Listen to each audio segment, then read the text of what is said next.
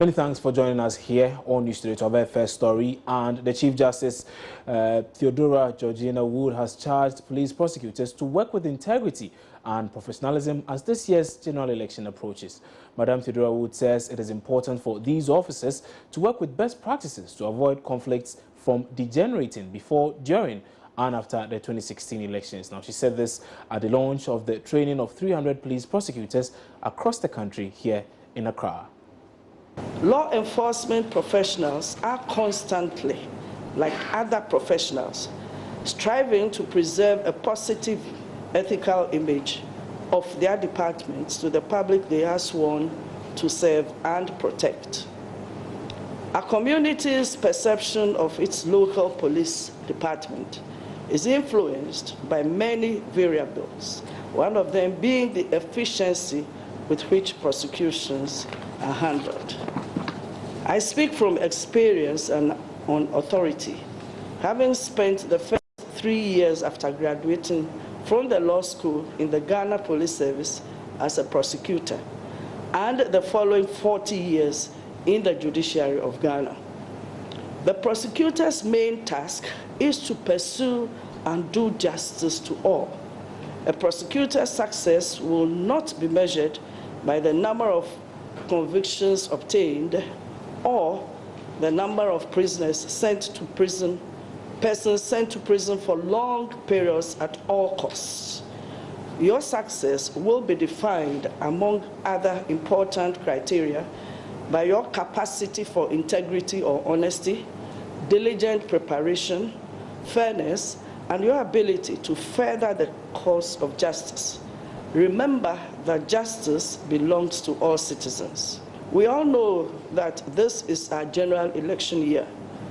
Though nobody is wishing for any mishaps in Ghana, we do know that conflict, being an integral part of existence, inevitably differences and misunderstandings among contending parties are bound or are likely to arise, leading possibly to arrests and prosecutions before, during, and after the elections.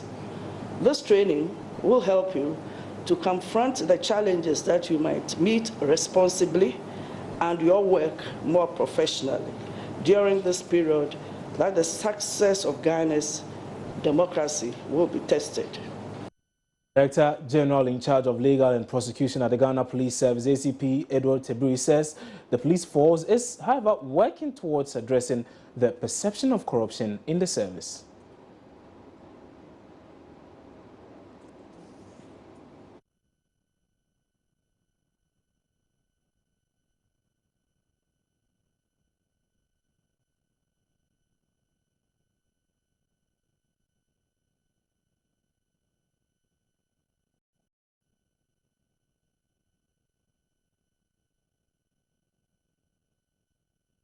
Now, moving on, it has emerged that more prison officers are dying at an alarming rate due to the deplorable and unhygienic conditions in prisons across the country.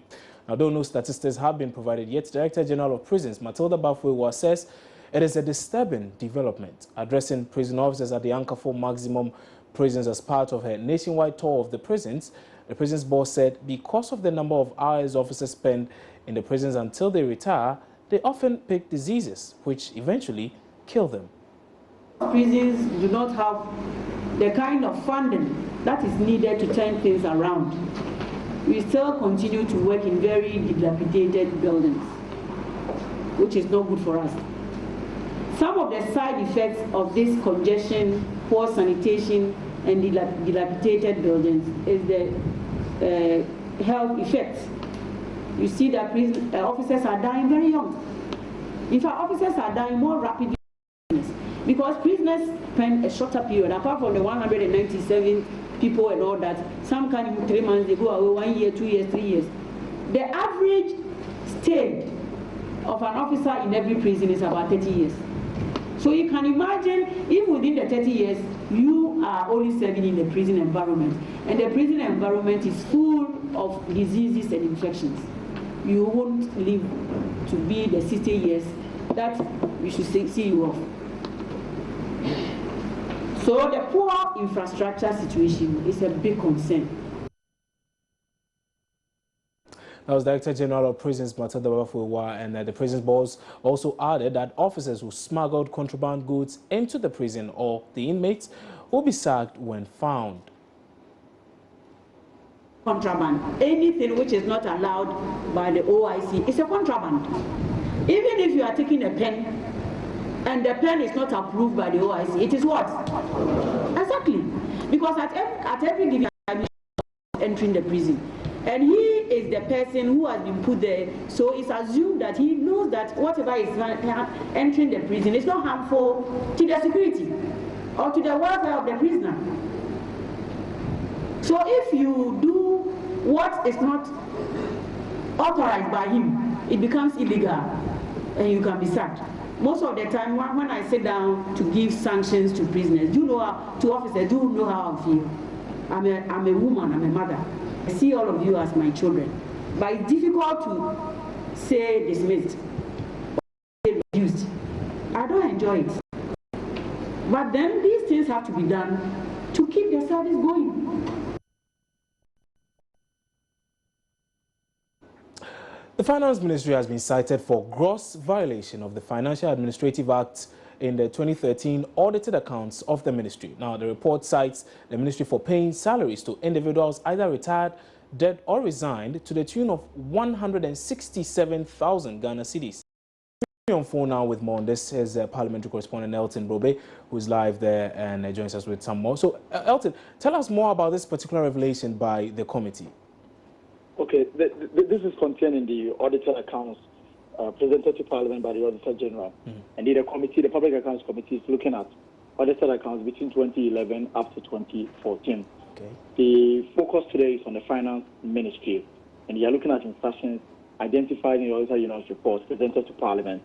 Now, the key issue here, which the Finance Ministry is responding to, the Finance Minister, the Deputy Monacote, and some officials from the Finance, as well as the Controller, the Accountant General, are responding to the issues before the Public Accounts Committee. The irregularities recorded under the Finance Ministry, according to the report, covers interest not retired or due date, also payment vouchers not properly acquitted and unpaid withholding taxes, and earned salaries not accounted for, rent tax, corporate and individual taxes not settled or collected. Now, relating to unearned salaries, we are looking at 57.330 thousand Ghana cedis, and this represents monies paid to individuals either on retirement, who have died, resigned, or vacated from their posts, as well as deceased pensioners. The recommendation is that the Finance Ministry takes up to delete names of such individuals. And also, the Auditor General has observed cash irregularities involving failure by accountants, finance officers, and managers or supervisors to ensure that officials given monies to undertake various assignments had actually accounted for those monies and provided appropriate supporting evidence and documentation to authenticate these transactions and other claims that have been paid. The Auditor General is saying that their record shows that an amount of 53.490 thousand Ghana cedis remains outstanding, and it's classified this amount of money as misappropriation. Now, the Finance Minister has been responding to this particular concern by the Auditor General. And according to him, it's difficulties in ensuring proper monitoring for some of these, and he blames it on the manual system of doing things at the ministry. In the 2016 budget, according to him, they have now rolled out an electronic payment system which will address some of these concerns raised in the Auditor General's report. Now, he's also saying that when Parliament resumes next week, he will present a bill to the House, the Financial Management Bill, and this will regulate public financial management. He's hopeful that when this is done, some of the infractions identified by the Auditor General running through all the reports will be addressed. Many thanks for that particular update. Parliamentary correspondent Elton Brobe joining us with that particular information. Now to some more stories. Now, President John Dramani Mahama has, in accordance with Article 71 of the 1992 Constitution and acting on the advice of the Council of State, appointed a 5-member presidential committee to determine the salaries of Article 71 office holders. Now, the committee, chaired by Professor Dora Buando, has the following as members: Professor Kwame Ahoy, Dr. William Barboating, Mrs. No Kojo and Mrs. Lydia Bauer. The committee, which was inaugurated by the President on Tuesday, will be assisted by trade unionist Napoleon Poe as consultant and Rudolph Kuzek as secretary.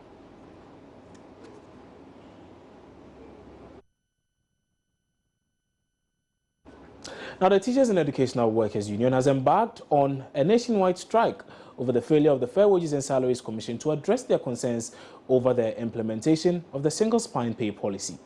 Now, according to the union, the commission has failed to deliver on its promise of taking steps to bridge the excessive gap between salaries of senior and junior staff of public universities. National Chairman of the association, Peter Lumo, has been speaking to my colleague Mamavio Oswaboji on the AM show. The gap between the last grade of the junior staff and the senior staff on the single spine now is about 3 or 4 steps. And in fact, the Fair Wages Act, look at that thing, which is made up of human resource directors of the university. We look at those issues and they've made some nice proposals how it can be resolved. See? So please, we are not interested in calling strike. We want the problem to be resolved. Then everybody has peace to work and what have you and so on. If it is do it my way, then we'll have done it long ago. But at the table, some decisions were made. Fair Wages give clear signal what must be done. Human resource directors, VCG, they will do and do this. Bring it, let's have a look at it. They have done that. It's brought to you since June. You won't call for us to look at what is there. So who is to be blamed? But Mr. Lumo, the university is on vacation currently. So if you say your members are on strike, what would we not see them do on campus, really? What? Again, come again. What do on campus? When people are on strike, it means that they are not working. But the universities are on vacation. They are on vacation. But there are people still on campus. I guess, in other words, what I'm asking is, would this be effective? I don't want to talk too much. You see, sometimes the impression is created that when unions are taking action, they target the action against students or what have you and so on. It's not a case. Like I said, as of 10th December, we made a clear statement that by the close of the year, if nothing happens, don't blame us. And this is where we are. Whether students are there or not, that is a different matter. We want our problems to be resolved. Labour expert Austin Garme, meanwhile, believes the move by TEWU is not the right one at this time, despite the legitimacy of their concerns. He implores the leadership of the group to engage with their employers on the matter of the Ghanaian students. He's also been speaking on the AM show. It's about interest. You know, I'm not too sure why, hearing Mr. Lumo, why the Fair Wages and Salaries Commission invited the directors of HR from the various heads of departments to come and help them resolve the matter in the way that is reporting it. They are interested parties, and they want maybe a way to freeing themselves from the problem. So I wouldn't approach it that way. I think the Fair Wages and Salaries Commission, if they are not fully resourced by technical people, maybe they should find a way of dealing with that. Because if you take the scenario in other countries, you do not call those people who have interest directly in the matter. They may come and supply information. But if you take the FMCS, the Federal Mediation and Conciliation Services, they, just like our Labour Commission or Fair Wages and Salaries Commission, they will have to technically work on the things. Whoever is coming from the HR department to give information will give the information, but they will analyze it and independently form an opinion and come out with a decision that will be very helpful, or approach it from a mediation point of view. But this angle where the HR department of the universities will be the one supplying the information and submitting report as though that is the one that might be implemented is a bit worrying, because I wouldn't approach it like that. you know. So I think that for now. But how have we done it previously? How has the engagement been? Yeah, the department will independently, the department must handle it. They can inform the people to supply information because they hold some files. But as to because they are interested parties, and so it's dangerous. You know, now they are talking about 3 to 4 people's and so forth and so on. If they have to fill the gap or narrow the gap, how will it be done? And you are asking the HR to supply you information, they will supply you. Now they are saying implement that which the HR has brought. It's difficult, that's why they are not implementing it. So it shouldn't have been so in the first place. The technical officers of the Fair Wages and Salaries Commission to do the analysis themselves and ensure that what is going to be given as narrowing the gap can be accommodated because it's money. If you don't have the money, you can't do it. And that was labor expert Austin Game in a conversation there with my colleague Mamavi also Abaji on the AM show. You're still watching News Today here on your Joy News channel on Multi TV. We're taking a break. We'll return shortly with some more.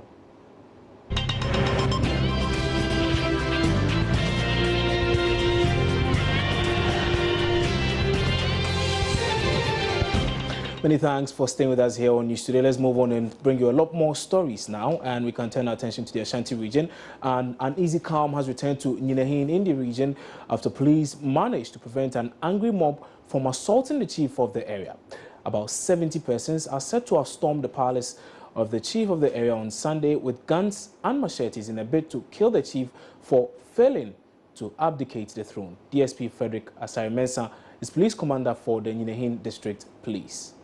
Now, yesterday around 3 p.m., we were there when we heard that about 5 boys armed with cutlass, guns, and sticks and other implements had entered the palace with the intention of going to kidnap the chief's nephew who resides at the palace. So quickly, I ordered my men to go and rescue that woman from the palace, which we did. The moment they saw us, they fled, and then we rescued the woman.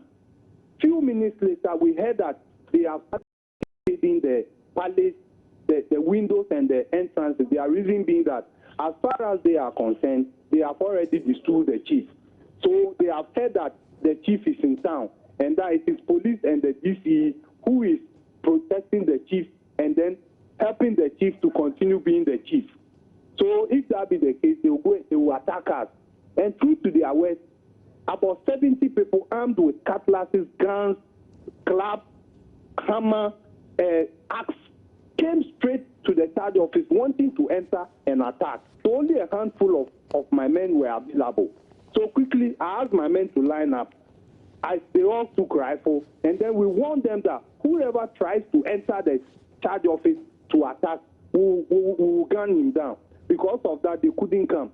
Few minutes later, the regional commander, that is DCOP Mr. Kofi Boate, sent patrol teams, reinforcement. The moment they saw the reinforcement, quickly, and they ran away. And unfortunately, I would say that about 85% of the populace of Ninahin are supporting them. They were cheering the boys up, clapping for them, and following them. In that situation, if you try to fire, you might fire a wrong person. You might miss target and kill an innocent person. And if you try to arrest at that moment, our number compared to their number was our number was so negligible that there was no way we could have arrested them that material moment.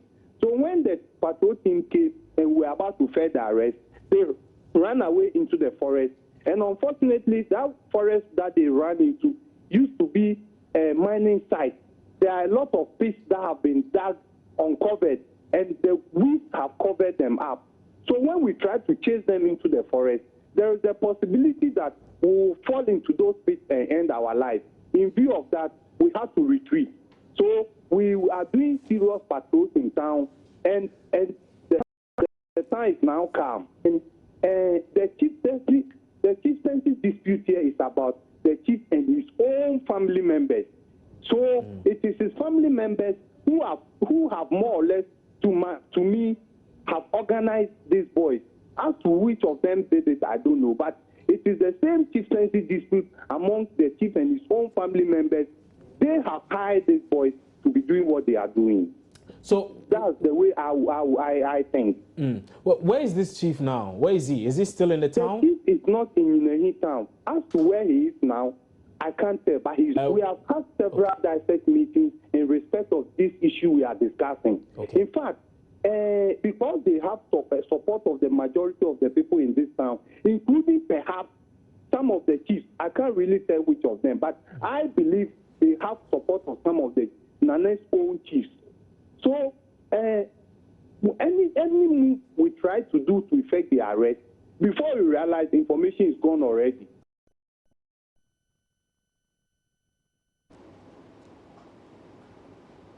Now, the body of an unidentified lady believed to be in her mid-20s has been found in a house near the Bole Market. The body was found by friends of the deceased who had showed up at her house on Sunday afternoon. Yagbon Radio's Richard Fogo has more. This afternoon, the body of this lady was found dead in a room where she was staying with some basic school students. So what happens is that some students who come from communities come to Bole to attend other JSS or primary school. And this lady, according to the family, stays down south and has come home for the Christmas holidays. And they even thought she had returned, not knowing she came and ended up in Bole with these other younger girls who were JSS students. So over the weekend, the students actually went home, leaving this lady alone.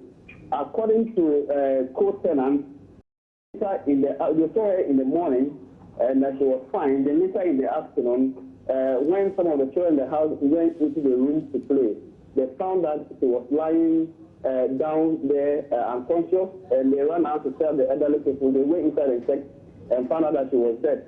Now, when police got to the scene, they realized that she had blood oozing over her private part. So suspicions are that the lady might have been involved in some unsafe abortion, according to the housemates and then also the family who came to pick the body. The unfortunate thing that happened was that the police wanted to send the body to the district hospital where an autopsy will be conducted. But the family had a session with the police and came to an agreement, and the body was released to the family without an autopsy. And the police say they will be able to carry on with their investigation after that. So at the moment, yesterday, after the time we left, the police had released the body to the family to go to the village for burial. Now, former AIDS ambassador Jijo Yawavi Mensah has revealed she publicly denied her HIV-positive status because her children were being ridiculed in school. In an open letter to President John Mahama, the controversial former AIDS ambassador explains that the love for her children and fear for the future concerning HIV-related stigma compelled her to publicly deny her HIV status. Jijo Mensah is meanwhile asking for compensation for a 5-year service to the AIDS Commission before her contract was terminated.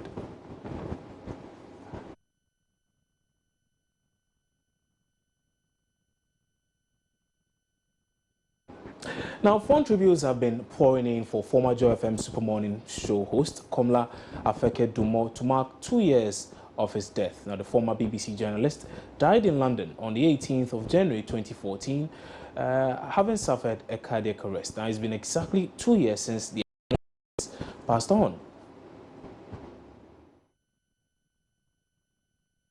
So it's time now for some business. Here's Etonam Say, bringing us a lot more. Hi, Etonam. Hello. You're here once again. I'm hearing something about the AGI. Yes. You remember that government, when it was doing the review, it increased withholding tax on services from 5 to 15%.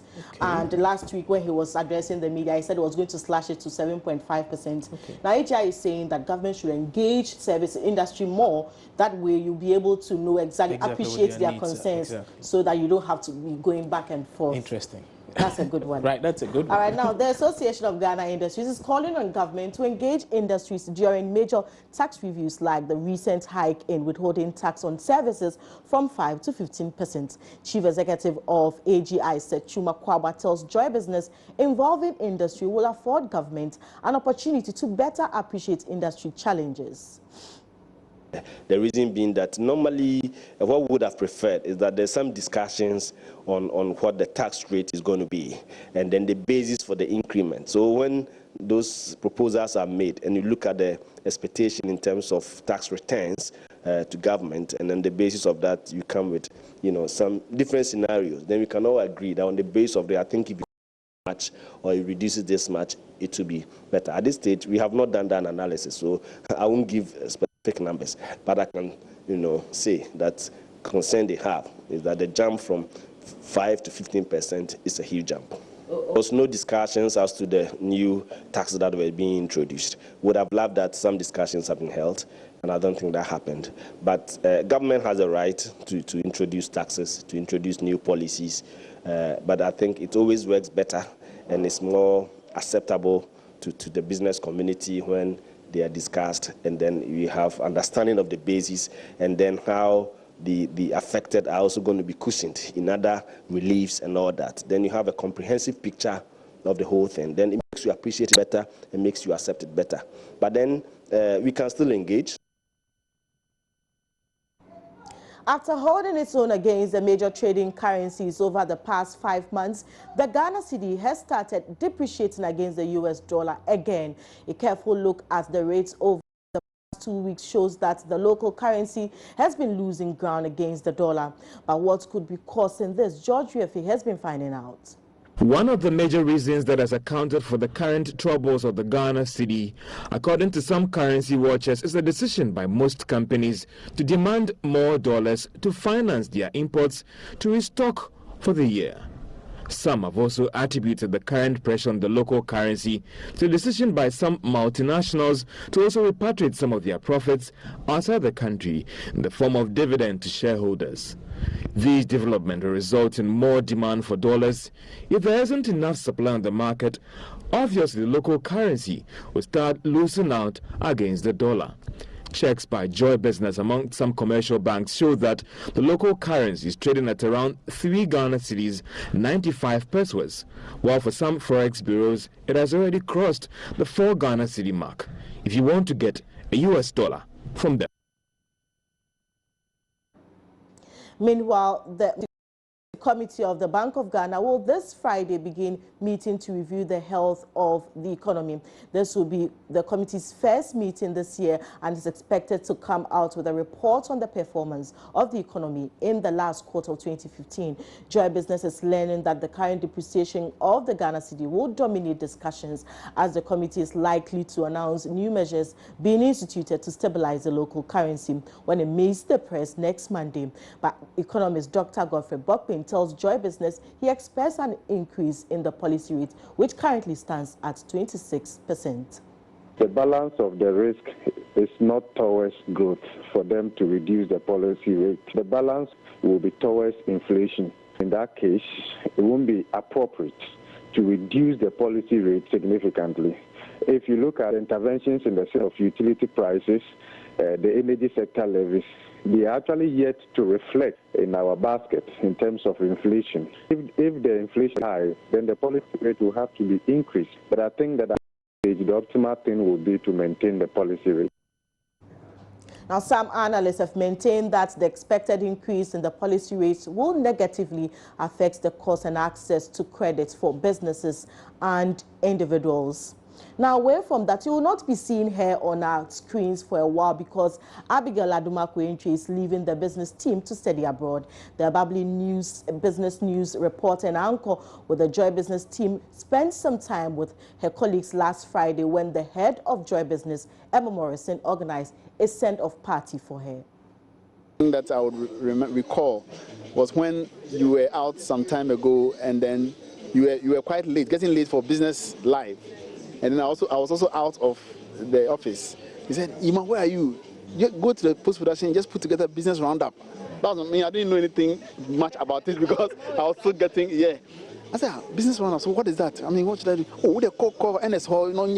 In fact, we were chatting on the platform for a long time, giving me instructions, and eventually I was able to put it together before she came. You know, usually you would watch Abigail on the business news, and by the time the 5-minute segment is done, you realize you've actually not listened to anything. You've just been watching as in watching. But Abigail is a great character, an extraordinary Homo sapien. I noticed she's hardworking, and I remember she said we went on an assignment. She goes like, "Sheila, where's your notebook?" So everything is in your head. You are doing the story, and true, she left it for me. I had to.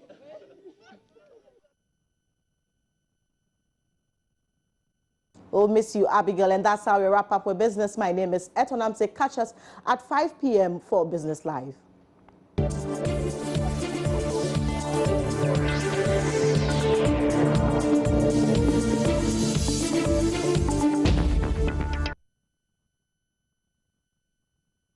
Now, the leadership of organized labor is currently in a meeting with the police as part of preparations for the January 20 protest march. Now, organized labor will on Wednesday embark on a demonstration over what they describe as government's failure to respond to their call for a reduction in utility and a reduction or total scrap of a new levy on energy and fuel. My colleague Michaela Rista-Anderson has been there. She's been there throughout and joins me now in studio with a lot more on what has been going on so far. So, Michaela, so you have been there this whole morning. What has been going on so far? Okay, so I was at the Accra Regional Police Command, and as I speak to you, officials of police entered the all-important meeting with officials of organized labor a while ago, like an hour ago. So, but unfortunately, this meeting is not open to the media. But what has been said is that this meeting is to finalize arrangements for the planned demo on Wednesday and to firm up strategies. So earlier today, the Accra Regional Police Commander, COP Dr. George Ekufu Dampare, has been talking about the police readiness for this particular demo. He addressed quite a number of police officers this morning, numbering about 300, and he's talking about how ready they are. The fact that he's warning any person who take advantage of this demo to foment trouble, but he's hopeful that the demo will be successful. He's been mentioning the demarcated routes for this particular demonstration. He mentioned they will start at 8 a.m. from the Obra spot through to Farisco traffic light to the TUC traffic light, and then through to the National Theatre traffic light, through to the ministries, and then we have the CEP,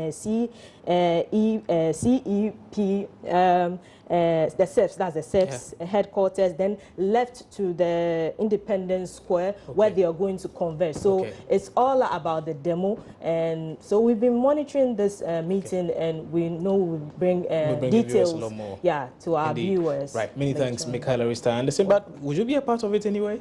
No, my work would not allow me, but if I'm to cover, then then you will be a part of it. All right. Many thanks for your time. And that was my colleague, Michaela Rista-Anderson, bringing us a lot more from that particular meeting between the leadership of organized labor and the police over the January 20 protest. Time now for some international news.